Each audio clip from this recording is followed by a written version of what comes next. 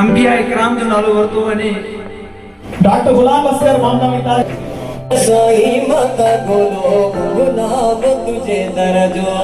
होसपुर में मज़हबी जमात इस्लाह मुस्लिमीन तरफ़ां शहर जे निजी शादी हाल में सालियानी जमायती कॉन्फ्रेंस जी हिकु पुरवकार तक़रीब कोठाई वई, जंहिंमें ज़िले कशमोर कंदकोट जे मुख़्तलिफ़ शहरनि कंदकोट, बडाणी, बख्शापुर, तंगवानी ऐं करमपुर खां जमात सां लाॻापियल समें कारकुननि शिरकत कई। प्रोग्राम जो मुख्य मेहमान तंज़ीम जो सूबाई सदर मौलाना काज़ी मशहूद, डॉक्टर सईद आवान, इक़बाल सुहू, वकील साहब खान मलिक ऐं ॿिया अॻवान हुआ।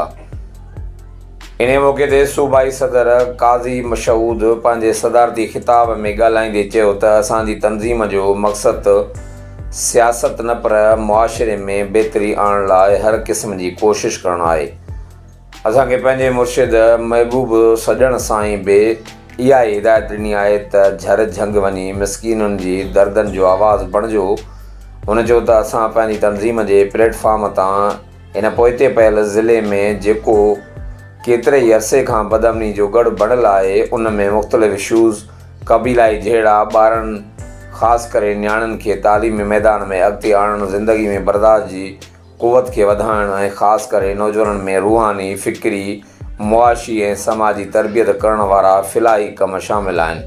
हुन चयो त असांजूं समाज जी सुधारे लाइ कोशिशूं जारी रहंदियूं।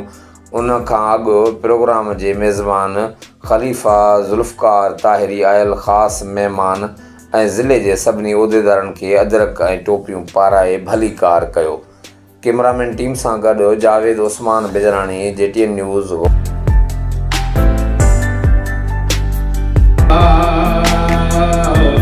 वसल्लम अलैका या हबीबल्लाह।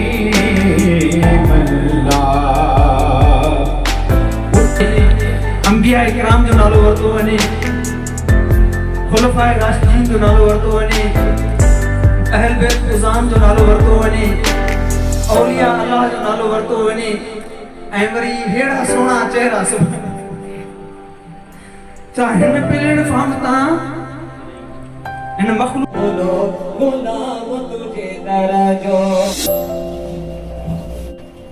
डॉक्टर गुलाम असगर मामला में तार